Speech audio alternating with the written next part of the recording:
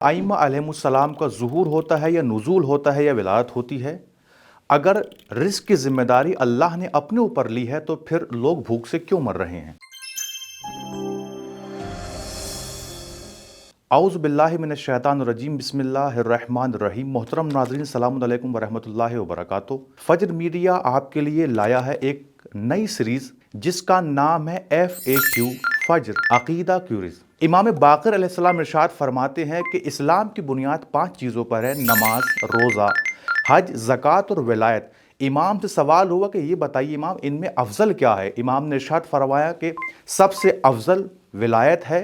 यहीं से ये बात साबित होती है कि सिर्फ अमल का होना काफ़ी नहीं है जब तक अक़ीदे विलायत दुरुस्त न हो। मोहतरम नाज़रीन, हम इस सीरीज़ के अंदर आपके सवालात के जवाब देंगे। हमारे उलमा इंशाअल्लाह कोशिश करेंगे कि आपके सवालात के मुकम्मल जवाब पेश करें।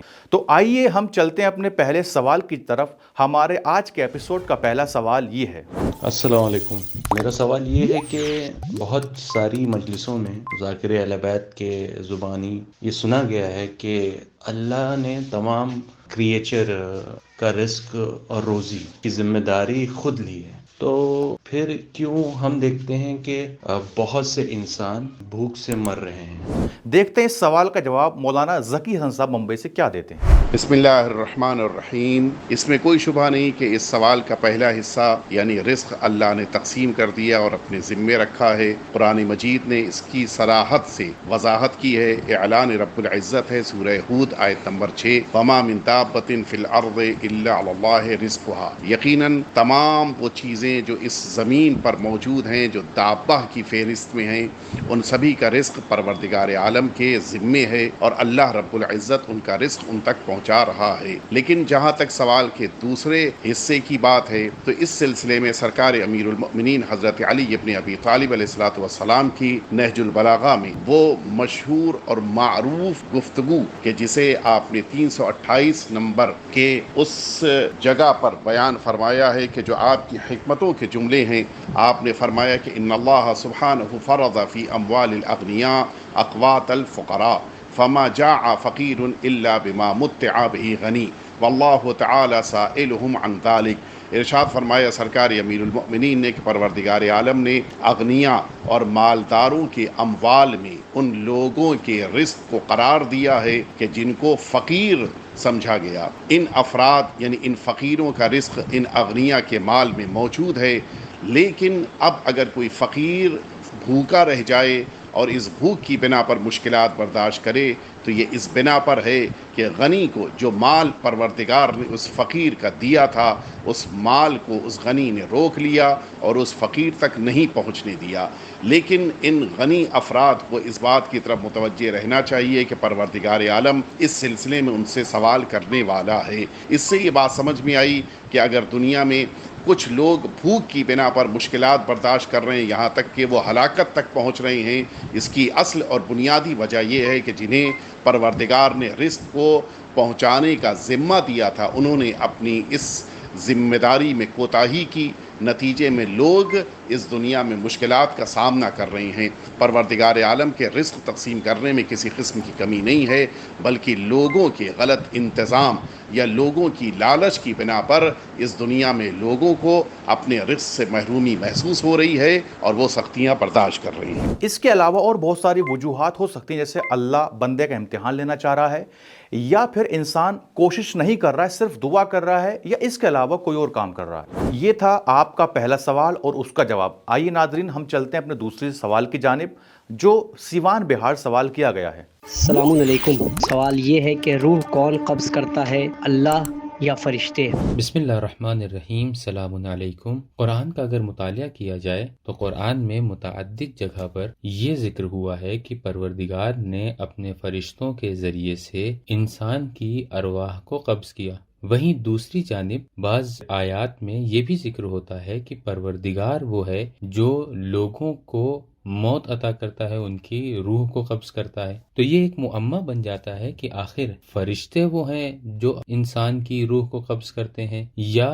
پروردگار. تو اس کا ایک آسان سا جواب یہ ہوگا کہ پروردگار ایک ہائرارکی مینٹین کر کے رکھتا ہے کہ اس کے نیچے فرشتے ہیں جو کام کرتے ہیں. تو کبھی اس کام کو پروردگار کی جانب نسبت دیا جاتا ہے اور کبھی ان فرشتوں کی جانب. اور یہ بھی بات واضح کر دیا جائے کہ بعض آیات کے مطابق ایک فرشتہ نہیں ہے جو انسان کی روح کو قبض کرتا ہے، بلکہ متعدد فرشتے ہیں جو پروردگار کی جانب سے اس کام کے لیے مامور ہیں. یہ تھا ہمارے دوسرے سوال کا جواب جو روح کے حوالے سے تھا، اور اس کو پیش کیا مولانا شادان حیدر صاحب نے. تیسرا سوال ملتان پاکستان سے خواہر نے کیا ہے، کیونکہ دنیا میں ہر ریلیجن اور ہر مذہب اور ہر دین یہ کہتا ہے کہ ہم حق پر ہیں. تو کیا کون سا مذہب حق پر ہے، کون سا دین حق پر ہے؟ آئیے جانتے ہیں اس جواب کے اندر. ہم کیسے سمجھیں کہ ہم صحیح دین پر ہیں؟ اس دنیا میں ہر دین اپنے آپ کو صحیح بتاتا ہے، لیکن دین کیونکہ انسان کے لیے آ رہا ہے تو دیکھنا پڑے گا انسان کتنے طریقے کی زندگی بسر کرتا ہے. انسان کی ایک مادی زندگی ہوتی ہے کہ جو اس دنیا سے تعلق رکھتی ہے، اور انسان کی ایک روحانی زندگی ہوتی ہے، اسپریچول زندگی ہوتی ہے کہ جس کا تعلق اس دنیا میں انسان کی روح سے ہے اور اس دنیا کے بعد جس دنیا میں انسان جانے والا ہے اس دنیا سے ہے. اب اگر کوئی دین ہے تو بہتر ہے کہ وہ دین انسان کی ان دونوں زندگیوں کی ضرورتوں کو پورا کرے. تو ہم اس دین کو بہترین دین جانیں گے، اور اگر ہم اس دین پر ہوئے تو ہمیں پتہ چل جائے گا کہ ہم صحیح دین پر ہیں. ظاہر سی بات ہے کہ وہ دین اگر خود انسان بیٹھ کر بنائے گا تو وہ ایک ایکوریٹ دین نہیں بنا پائے گا، کیونکہ انسان کے پاس ممکن ہے کہ وہ پوری طریقے سے نالج نہ ہو کہ جو دوسرے انسان کو سمجھ پائے. کیونکہ عام طور سے اگر ایک انسان دوسرے انسان کو جج بھی کرتا ہے تو وہ حقیقی معنی میں صحیح طریقے سے جج نہیں کر پاتا ہے. لہٰذا نتیجہ یہ نکلا کہ خود انسان کا بنایا ہوا دین ہے تو اس دین کو ہم صحیح نہیں مانیں گے.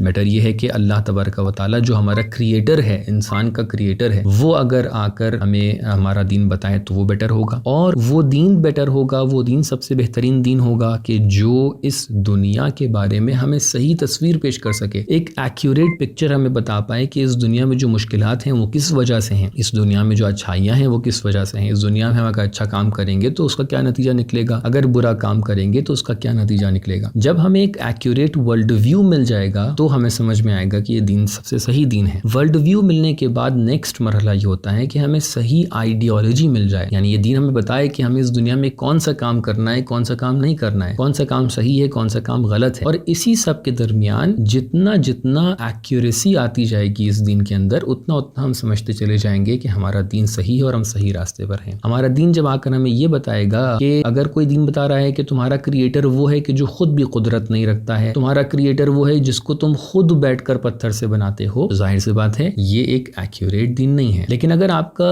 دین آپ سے یہ بتاتا ہے کہ آپ کا کریٹر وہ ہے کہ جو قادر مطلق ہے، سب سے زیادہ پاور رکھتا ہے، اس کا کوئی جسم نہیں ہوتا ہے، وہ کسی ایک جگہ سے محدود و لمیٹڈ نہیں ہے، تو ہمیں سمجھ میں آ جائے گا کہ یہی وہ دین ہے کہ جو سب سے اچھا دین ہے. اب جب پلٹ کر ہم لوگ دیکھتے ہیں تو ہمیں محسوس ہوتا ہے کہ دین مبین اسلام ہی ایک ایسا دین ہے جس نے سب سے ایکوریٹ پکچر اس دنیا کے بارے میں بیان کی ہے، یعنی سب سے ایکوریٹ ورلڈ ویو بیان کیا ہے، اور ساتھ ہی ساتھ سب سے بہترین آئیڈیالوجی ہم لوگ کو دی ہے. اور ہم لوگ کیونکہ مسلمان ہیں لہٰذا ہم لوگ صحیح دین پر ہیں. فجر میڈیا سے ایک بہت ہی اہم سوال کیا گیا ہے. السلام علیکم مولانا صاحب. مولانا صاحب ایک سوال تھا کہ بہت سے میسج آتے ہیں کہ لوگ دیتے ہیں کہ ظہور امام مبارک ہو، نزول امام مبارک ہو، یا پھر جیسے کہتے ہیں کہ ولادت امام مبارک ہو. تو کیا یہ سب ورڈ جو ہیں یہ جو سب ہے ایک ہی ہے؟ کیا اس میں کچھ الگ اس کا جو ہے معنی ہوتے ہیں، اس کا الگ مقصد ہوتا ہے؟ کیا یہ سب ایک ہی ہیں کیا؟ یہ تھوڑا ایک سوال تھا، وہ پوچھنا تھا. کافی میسج آتے ہیں ایسے نا، تو وہ ذرا آپ سے رابطہ کرنا تھا، پوچھنا تھا. السلام علیکم ورحمۃ اللہ وبرکاتہ. آپ کے سوال کے جواب کے لیے ہم سب سے پہلے قرآن کی طرف چلتے ہیں اور دیکھتے ہیں کہ قرآن نے ظہور اور نزول جیسے الفاظ ولادت کے لیے استعمال کیے ہیں یا نہیں. قرآن مجید میں حضرت آدم کے علاوہ تمام معصومین کے لیے ولادت کا لفظ استعمال ہوا ہے، جیسے کہ خداوند متعال حضرت عیسیٰ علیہ السلام کے بارے میں فرماتا ہے وسلام علیہ یوم ولد و یوم یموت و یوم یبعث حیا. سلام ہو اس پر جس دن وہ پیدا ہوا، جس जिस दिन मरेगा और जिस दिन जिंदा उठाया जाएगा। इसके अलावा मासूमीन अलैहिस्सलाम ने भी लफ्ज़ विलादत अपने लिए इस्तेमाल किया है। जैसे कि जब इमाम अली अलैहिस्सलाम की वालिदा गिरामी की वफ़ात हो गई, वो रसूलुल्लाह के पास आए और कहा, या रसूलुल्लाह मेरी वालिदा की वफ़ात हो गई है। तो रसूलुल्लाह ने कहा, बल वालिदती, यानी सिर्फ आप ही की वालिदा नहीं बल्कि मेरी भी वालिदा की वफ़ात हो गई है। यानी यहाँ पे इमाम अली और रसूलुल्लाह सल्लल्लाहु अलैहि वसल्लम ने लफ्ज़ विलादत अपने लिए इस्तेमाल किया है। फ़र्क बस इतना है कि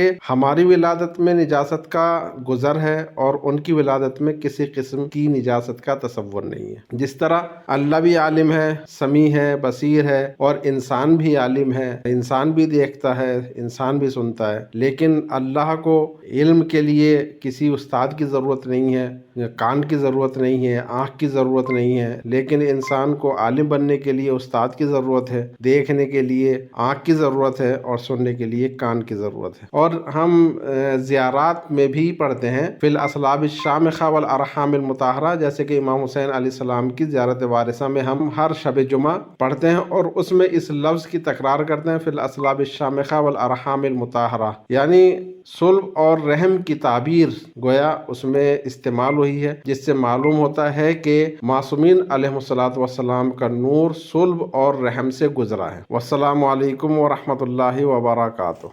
मोहतरम नाजरीन, आपके जहन में अकीदे से मुताल्लिक उठने वाले तमाम सवालात हमारे फज्र मीडिया के किसी प्लेटफॉर्म पर आप भेज सकते हैं। इंशाअल्लाह हम जल्द ही उन सवालात के जवाबात आप तक पहुंचाएंगे। नाजरीन, अगले एपिसोड में हम इन सवालात के जवाबात के साथ हाजिर होते हैं। क्या नमाज न पढ़ने वाला और नमाज का अकीदा न रखने वाला बराबर हो सकता है? क्या अच्छे काम करने से हमारे गुनाह माफ़ हो जाते हैं? नाजरीन, इंशाअल्लाह अगले एपिसोड में आपसे मुलाकात होगी। वस्सलामु अलैकुम वरहमतुल्लाहि वबरकातुहू।